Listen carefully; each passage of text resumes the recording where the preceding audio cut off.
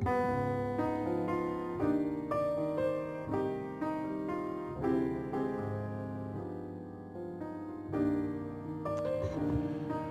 morning. Good morning, everyone. It is the clock shows. That's hard for me to see. 9:04 a.m. I'm Board Member Stephen Moore. This is Vice Chair Fran Spivey Weber, and we'll call this meeting to order. This is the time and the place for a hearing regarding an administrative civil liability complaint and a draft cease and desist order against Nancy K. Donovan and Stephen J. Peters, which were issued by the Division of Water Rights Assistant Deputy Director on June 14, 2012. I will be the hearing officer in this hearing, and Vice Chair Spivey Weber will be the co-hearing officer. I'll be assisted by Senior Staff Counsel Samantha Olson and Staff Engineer Ernest Mona. Now, general announcement to get started. When you speak, please be sure to use the microphone so that everyone can hear you, and make sure it's close to your mouth, but not too close, so folks can hear it on the webcast or in the recording. Please look around now and identify exits closest to you. Should an alarm sound, you would be required to evacuate immediately and take your valuables with you. Use the stairways, not the elevator, and exit to the relocation site across the street in Cesar Chavez Park. If you cannot use stairs, you'll be directed to a protective vestibule inside the stairwell. This hearing is being broadcasted on the internet. Both the audio and video are being recorded. So please speak into the microphone and begin by stating your name and affiliation. A court reporter is present today. The transcript will be available on the State Water Board's hearing website, or you may make a separate arrangements with the court reporting service. And finally, please take a moment to turn off or mute your cell phones. Even if you think it's already off or muted, please quickly double check. Thank you very much. Now, this hearing is being held in accordance with the notice of public hearing dated March 13th, 2015, and the notice of rescheduled public hearing dated July 21st, 2016. The purpose of this hearing is to afford the parties, the prosecution team, and Ms. Donovan or Mr. Peters, an opportunity to present relevant oral testimony and other evidence which addresses the noticed key issues, which are, number one, whether the State Water Board should impose administrative civil liability upon Nancy K. Donovan and Stephen J. Peters for trespass, and if so, what amount and on what basis. And number two, whether the State Water Board should adopt, with or without revision, the June 14th, 2012 draft cease and desist order against Nancy K. Donovan and Stephen J. Peters. Before I begin, some housekeeping items. I wish to address a few outstanding items. First, we received a motion for default from the prosecution team on August 12th, 2016, asking us to deem Ms. Donovan's failure to timely submit a notice of intent as a withdrawal of her request for hearing. In the absence of a request for hearing, the division could proceed to issue the ACL complaint and CDO without further notice and delegated authority if appropriate. As the parties know, additional time was granted to Ms. Donovan, and the notice of intent was submitted. So we will be moving forward with the hearing, and that motion is denied. Number two, the parties were informed by hearing notices and further reminders from the hearing team that the deadline for receipt and the service of witnesses, proposed testimony exhibits, lists of exhibits, qualifications, and statement of service was September 14th, 2016. Only the prosecution team submitted a case in chief. So at this point, I want to ask the question if Ms. Donovan is here today. Is Ms. Donovan here today? My understanding, this is Ken Petrozelli, attorney for the prosecution team. My understanding is that Ms. Donovan is not here today. Okay. Is anybody here on behalf of Ms. Donovan? Yeah, that would be me. Com- I'm also responsible for her not being here. Okay, and so could you identify yourself and your... Stephen Peters, I'm sorry, Thank you. the other half. So are you here to act on Ms. Donovan's behalf?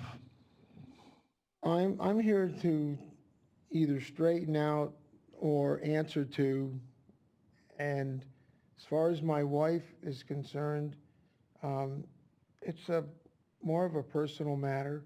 So Ms. Donovan is your I'm wife? here. Okay, Ms. Donovan is your wife? She's my wife, and Okay. as I've been for 30 years, So, guy, her protector. my question is, are you acting on her behalf today? If that's what it needs, if you need that, to say, I'll say yes to that. If there's questions that are going to be directed at her, she's not here. I'm the one who planned it and knows it all. She wouldn't even be able to answer most of it unless I told her what it was. So you are, what I'm Yes. hearing is you're acting on her behalf. Do I you guess have so. anything in writing that shows her consent for you to act on her behalf in this matter? No, but I could call her, or anyone could call her. She's at home and happy that, more or less, that I did what I did, which she Okay, wasn't when I did thank it. you. You've answered the question. Okay. So at this point in time, I'd like to ask the prosecution team if you have any comments on what appears to be a proposal for Ms. Donovan's husband to act on her behalf, even though that was not noticed or submitted in You know, advance. Look, the prosecution team has done a lot of work on this, and we complied with the hearing procedures. We submitted our notice of intent to appear timely. We submitted our case in chief timely. The diverters, to refer to them in simply, they missed that deadline, and even after submitting a notice of intent to appear, the hearing team had to ask for clarification of what that meant.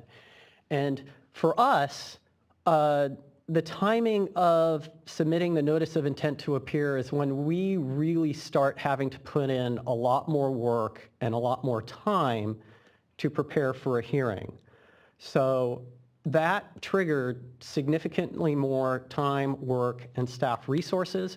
When Ms. Donovan finally submitted a notice of intent to appear, and I want to remind the hearing team that both Mr. Peters and Ms. Donovan are designated as parties in the ACL complaint,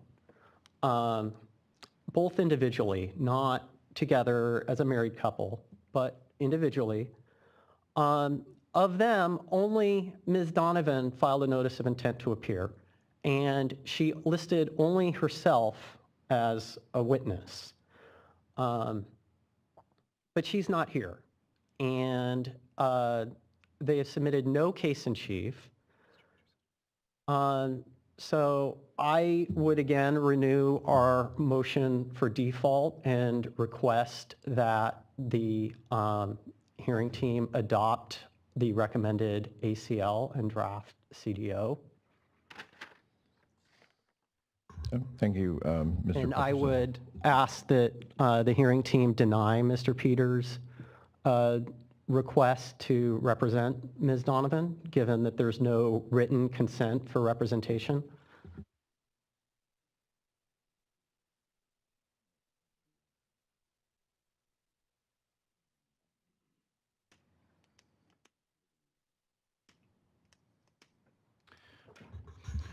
Okay. Does the hearing team have any comments? And my co-hearing officer? This is Samantha Olson, just staff counsel for the hearing team. I just wanted to clarify that if a motion for default was granted or we were to deem the failure to appear today as a withdrawal of Ms. Donovan's request for a hearing, that would not be then the hearing team or this body issuing the order. It would basically revert back to the prosecution team to continue as appropriate under whatever delegated authority exists for those two documents.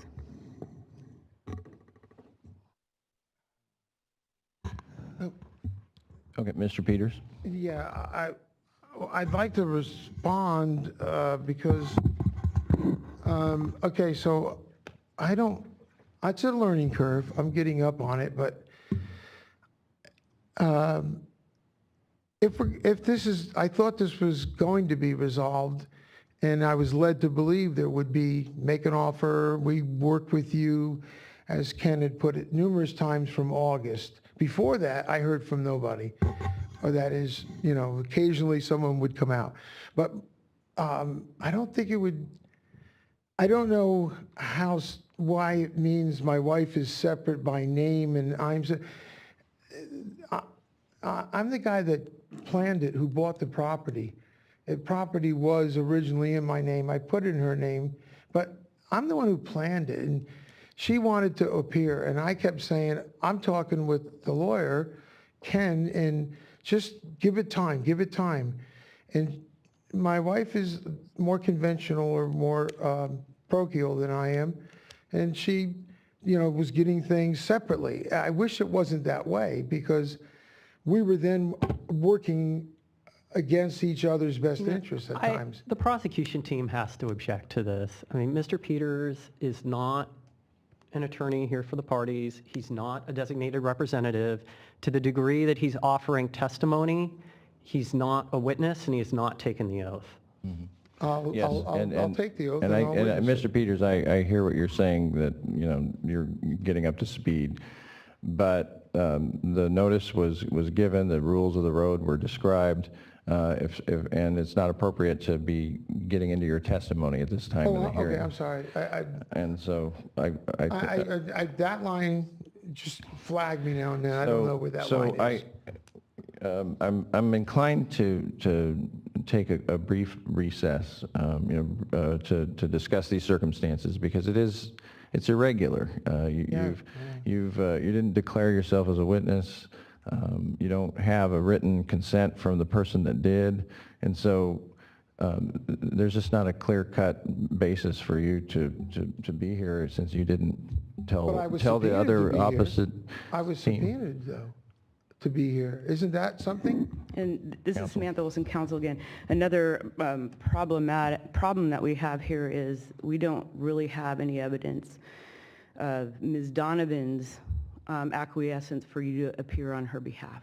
I understand. So that is problematic for us, because What would do for that, then, if I might ask? Because this was done, my decision came at 3 o'clock this morning, so I wasn't really well prepared, and she didn't even know till she woke up. So what can I do? Can we call her? I mean, it's not proper, I know, but nothing is right now. Like you say, it's abnormal. Okay, we want to take a break and confer about this. There is a concern that if there's no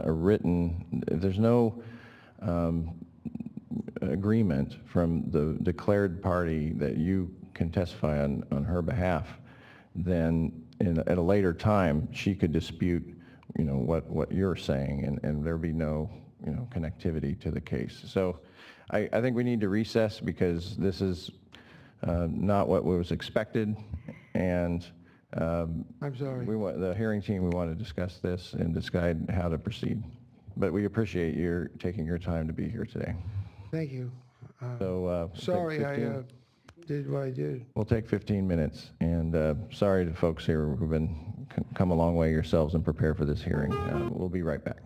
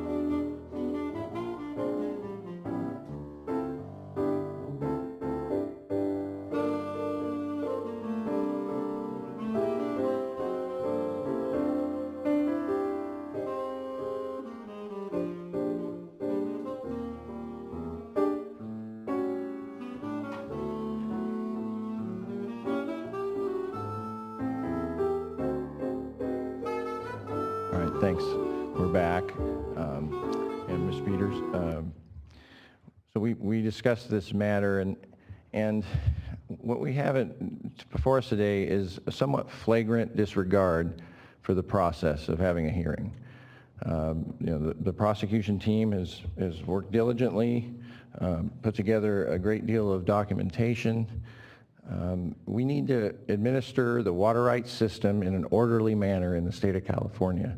There are over 1,500 water right holders in your part of the state that have managed to find a way to be in compliance with these type of procedures. And so in that regard, and the amount of time and effort folks have taken to be here today, we're disappointed in the treatment of the diverters of this process. So although Ms. Donovan filed a revised notice of intent to appear, which indicated her intent to call herself as a witness to provide up to 30 minutes of testimony regarding facts specific to the ACL complaint and draft CDO, she's not here today to act as a party in this proceeding. As a party, Ms. Donovan would have been afforded the opportunity to present at a minimum an opening statement and to cross-examine the prosecution team witnesses. So, given the following circumstance, first, Mr. Peters did not file a notice of intent to appear, which effectively withdrew his request for a hearing. Number two, Ms. Donovan is not in attendance at this noticed hearing. And number three, the consequences for failing to meet procedural appearance requirements have been clearly communicated through noticing and communications to the respondents. We deem Ms. Donovan's failure to appear as a withdrawal of her request and your request for a hearing. From this point, we encourage the parties to discuss ways that the diverters can become in compliance. Nevertheless, the Office of Enforcement may proceed under delegated authority to issue the enforcement actions as appropriate and without further notice. We are now adjourned. Thank you.